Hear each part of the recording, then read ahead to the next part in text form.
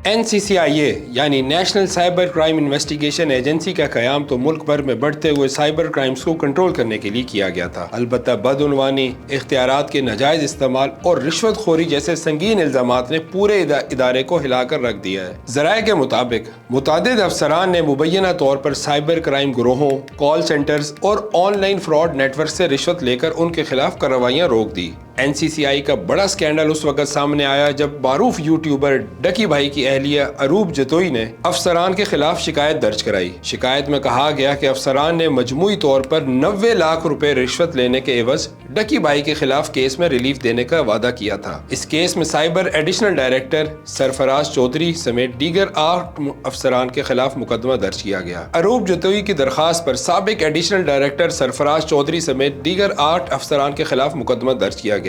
सरफराज चौधरी को गुज़िश्ता माह मुख्तलिफ तनाज़ात की वजह से ओहदे से हटा दिया गया था।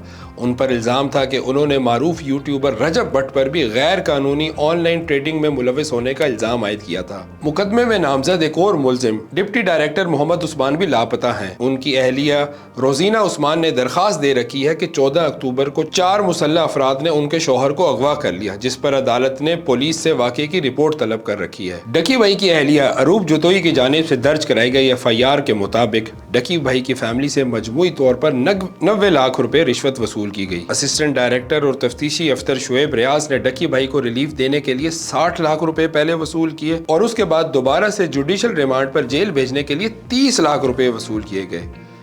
अरूब जतोई का मौक़िफ़ है कि 50 लाख रुपए उसने अपने दोस्त जो कि एक गाड़ियों के शोरूम के मालिक हैं उसके पास रखवाए, 20 लाख रुपए खुद रखे और 5 लाख रुपए एडिशनल डायरेक्टर सरफराज चौधरी को दिए।